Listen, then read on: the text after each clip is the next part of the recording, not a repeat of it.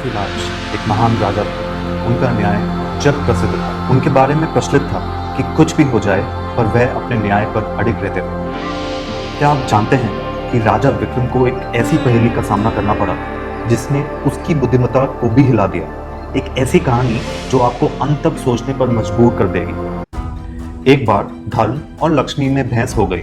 धर्म बोले कि मैं बड़ा हूं और लक्ष्मी बोली कि मैं बड़ी हूं। दोनों स्वर्ग के राजा इंद्र के पास गए।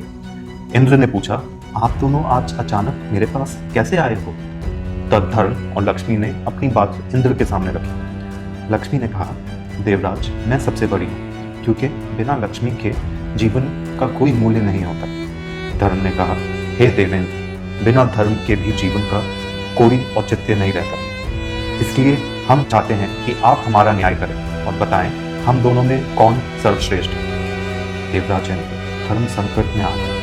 उन्होंने सोचा कि मैं कैसे ये बताऊं कि कौन सबसे सर्वश्रेष्ठ है। यदि मैंने लक्ष्मी को सर्वश्रेष्ठ बता दिया तो मैं धर्म से चला जाऊंगा, और यदि मैंने धर्म को सर्वश्रेष्ठ बता दिया तो मैं लक्ष्मी विहीन हो जाऊंगा। उन्होंने बहुत सोचा पर कुछ हल उनके दिमाग में नहीं आया। आखिर में उन्होंने दोनों को कहा कि मुझसे भी ज्यादा न्यायप्रिय धरती पर एक राजा है। उसका नाम पृथ्वीराज है। आप दोनों उसके पास जाओ और उससे अपना न्याय दबाओ। वह आप दोनों का न्याय बड़ी सरलता से करते हैं। लक्ष्मी और धर्म दोनों पृथ्वीलोक पर आ गए। दोनों राजा पृथ्वी के पास पहुंचे और बोले, हे राजन, आप हमारा न्याय करें। पृथ्वीराज जब बोले, ठीक है, पहले आप दोनों अपना अपना किस्सा मुझे सुना, फिर मैं दोनों का किस्सा सुनकर ये बताने में समर्थ हो जाऊंगा कि कौन आप दोनों में सर्वश्रेष्ठ है। लक्ष्मी और धर्म ने अपनी अपनी बात राजा पृथ्वी के सामने रखी। लक्ष्मी बोली कि हे राजा, यदि मनुष्य के पास मैं ना रहूं तो उसका जीवन अर्थहीन हो जाएगा, इसलिए मैं खुद को बड़ी बता रही हूँ। तभी धर्म बोले, हे राजन, बिना लक्ष्मी के तो जीवन चल सकता है, पर धर्महीन होने के बाद मनुष्य के जीवन का अर्थ समाप्त हो जाएगा। इसलिए हे राजन, आप हम दोनों का न्याय करें और बताएं कि हम दोनों में कौन श्रेष्ठ है। राजा पृथ्वी बहुत विद्वान थे। वे समझ गए कि ये एक अत्यंत कठिन न्याय है। यदि मैंने लक्ष्मी को बड़ा बता दिया तो मैं धर्म से रिक्त हो जाऊंगा, और यदि मैंने धर्म को बड़ा बता दिया तो लक्ष्मी मुझसे रुष्ट हो जाएंगी। उन्होंने कुछ देर सोचा और निर्णय लिया कि यदि धर्म चला गया तो समझो सब कुछ चला जाएगा। इसलिए मैं धर्म को ही सर्वश्रेष्ठ बताऊंगा। आखिर में उन्होंने दोनों को कहा कि मेरे ज्ञान के अनुसार धर्म ही सबसे महान है। धर्म के बिना जीवन का कोई भी अर्थ नहीं रह जाता। लक्ष्मी एक बार ना भी रही तो भी काम चल जाएगा। राजा पृथ्वी के इस न्याय से लक्ष्मी उन पर क्रोधित हो गई और उनका सारा राज्य और धन वैभव सब गायब कर दिया। पृथ्वीराज दर दर के भिखारी हो गए। वे वहां से चलकर एक नदी के पास आए। सोचा, चलो नदी से कुछ मछलियां पकड़ी जाएं। उन्होंने नदी से कुछ मछलियां पकड़ी, फिर उन्हें भूनकर नदी के किनारे रख दिया। लेकिन जैसे ही वह नहाकर बाहर आए तो देखा सारी मछलियां जल में कूद गई। वह समझ गए कि ये सब लक्ष्मी के क्रोध के कारण हुआ है। भूखे ही वह अपनी बहन के यहाँ चल पड़े। उनकी बहन को वहां के लोगों ने बताया कि तुम्हारा भाई पृथ्वीराज तुमसे मिलने आ रहा है। बहन ने पूछा कि भाई कैसे आ रहा है?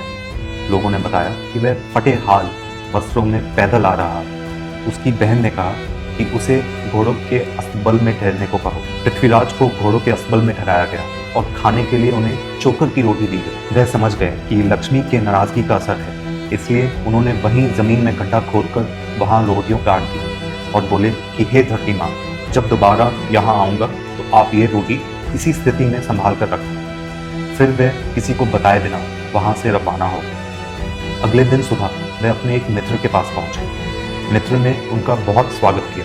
खाने के लिए उनको तरह तरह के व्यंजन परोसे गए।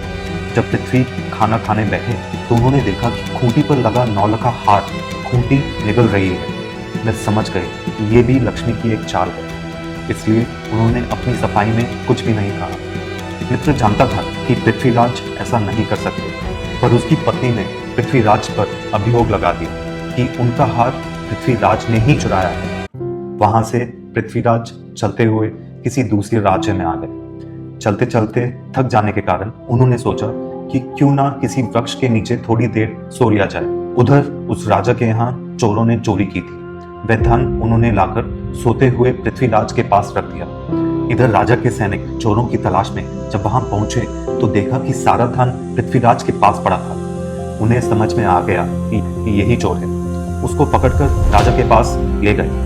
राजा ने पूछा कि क्या तुमने ही ये धन चुराया है? पृथ्वीराज ने कहा, राजन, ये धन मैंने नहीं चुराया, पर उनको अपनी बात की सत्यता को सिद्ध करने के लिए कोई साक्ष्य नहीं, इसलिए राजा ने सजा के रूप में उनके दोनों हाथ पांव कटवाने का हुक्म दिया। सैनिकों ने उनके दोनों हाथ पांव काट दिए और बाजार के बीचों बीच उन्हें फेंक दिया।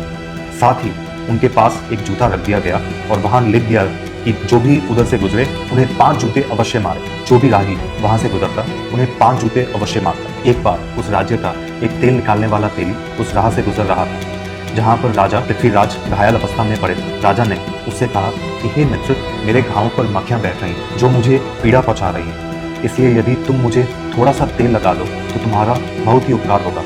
तेली हंसा और बोला, एक तो मैं तुम्हें जूते की सजा नहीं दे रहा, ऊपर से तुम मुझसे तेल की आशा करते हो। राजा ने उनसे प्रार्थना करी। वह एक दयालु व्यक्ति था। उसने थोड़ा सा तेल उनके घाव पर लगा दिया। उस दिन जब वह तेल बेचने गया तो उसका तेल शाम तक बेचने के बाद भी उतना का उतना ही रहा। उसे बड़ा आश्चर्य हुआ कि आज ऐसा क्या हुआ कि मेरे घड़े का तेल चुक ही नहीं रहा। उसको समझ में आ गया कि ये सब उस घायल व्यक्ति के कारण हो रहा है। वह कोई देव आत्मा है। अगर आपको ये कहानी पसंद आई और आप इसका अगला भाग सुनना चाहते हैं तो चैनल को सब्सक्राइब करें और कमेंट्स में लिख दीजिए हर हर महादेव।